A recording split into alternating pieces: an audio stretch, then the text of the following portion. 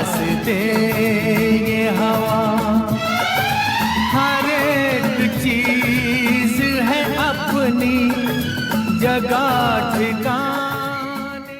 अकेले हैं तो क्या गम है, चाहे तो हमारे बस में क्या नहीं।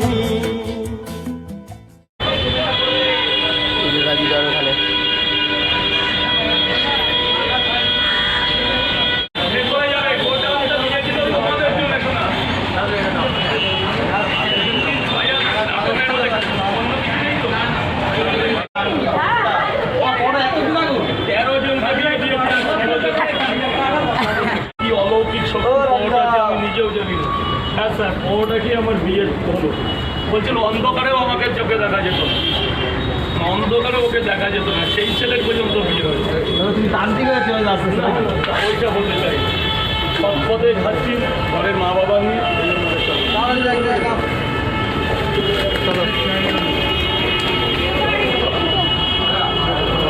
দাদা তোমার স্পেশাল কটা দেবে? স্যার বলুন স্যার, কটা দেবো? হ্যাঁ, চারটে নিয়ে যাবো। খাবে না? পাঁচটা নিয়ে 50 টাকা ঠকবে না। এই পাওয়াটা নিয়ে কেউ ঠকেনি, বড় বড় লোকেরা নিয়ে গেছে ঠকেনি, আর তুমি তো ঠকবেই না। শিখিয়ে গেল। হ্যাঁ, তেল না না মা, পাওয়াটা ভেতরে গরম হচ্ছে, তরকারি একদম গরম বোঝা যায়। স্যারকে একটু ছেড়ে দিন।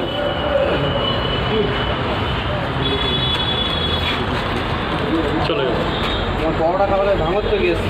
তাই মানে বৌদি না বৌদি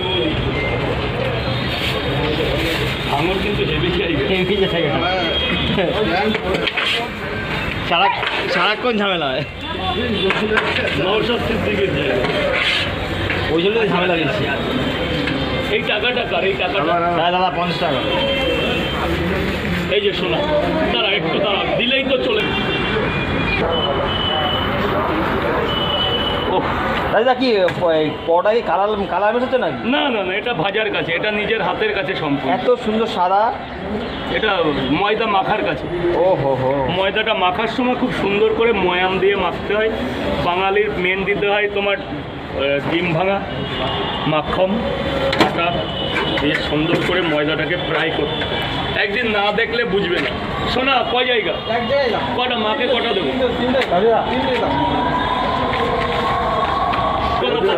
আমি গ্যারান্টি দেব, ওটা আমার খাওয়ার জন্য রেখেছে। সারা রাত ডাক্তার ডিম না খেলে থাকবে, তোমার বৌমা চলে যাবেন।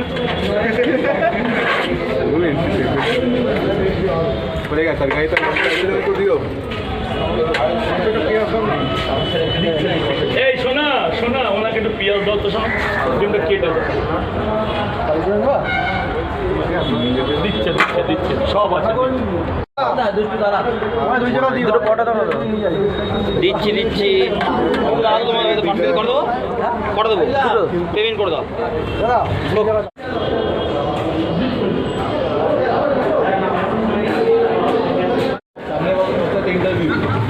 অ্যাকচুয়ালি এটা হচ্ছে আবেগের কথা, চাকরি টাকরি সব জন্য হচ্ছে এটা তো বাস্তব। এগুলো আবেগ কার কোন ক্ষণে লেগে যায়। দুজন ছেলে এসে বলছে পোটাকে চাকরি হয়ে গেছে, যদি হয়ে যায় তো রানী মিষ্টি ব্যাগে।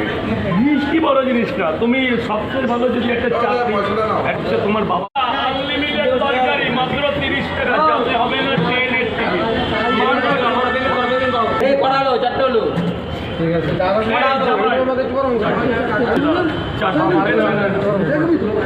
পাঁচটা এই মাকে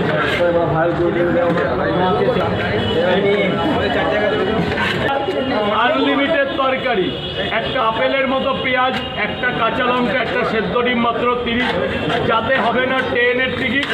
আজকে মহরমের দিন। দাদা আমি চন্দননগর থেকে এসেছি, একটু বলে দাও চন্দননগরে।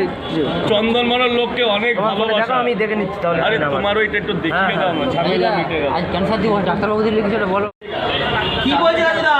উনি হিন্দিতে বললো যে ওনার বিয়ে হচ্ছিল না। ও বাবা, এই পরোটা খেয়ে যাওয়ার পর ওনার বিয়ে ঠিক হয়ে গেছে, উনি নিমন্ত্রণ করতে এসছে।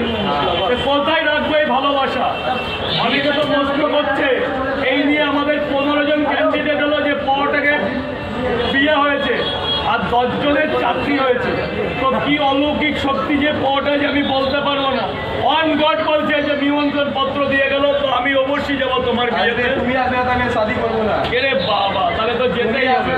মানে আমি না গেলে শাদিই করবে না, বিয়েই করবে না। বিয়েই করবো না। তো আমার তো যেতেই হবে সেখানে।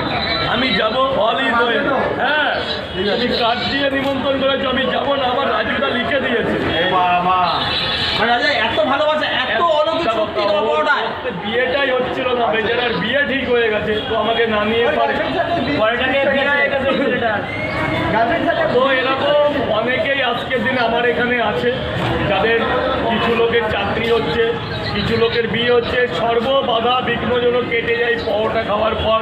মানুষের হলো খাবার পেটে না দিলে কোনো দাম নেই, খেতে হবে আর লড়তে হবে, তাহলেই সব পারবে।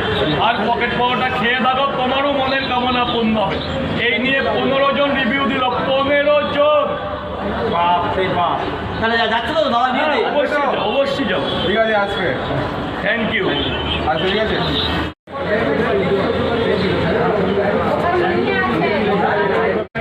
দেখে দিচ্ছি তাহলে। বলতে বিয়ে না হলে মানে এখানে আসতে হবে, বিয়ে না হলে এখানে আসতে হবে। আমার ইসলামে বলো, আমার ভিডিওটা করে নিলাম, হ্যাঁ? হ্যাঁ হ্যাঁ, বলুন। চন্দননগরটা একবার লাস্ট বলে দাও কিছু। অনেক ধন্যবাদ চন্দননগর থেকে দাদা আসার জন্য। চন্দননগর হলো আমাদের কাছে একটা ঐতিহ্য জায়গা, যেখানে রাস হয় তো না না, ওখানে জয়তী পুজো হয়। জগদ্ধাত্রী পুজো, জগদ্ধাত্রী পুজোর জন্য সেজে ওঠে চন্দননগর। নানান রকম লাইট, জানো তো কি হয় চন্দননগরে। সবাই যাবে এবং দাদা তুমি আবার এসো। ঠিক আছে।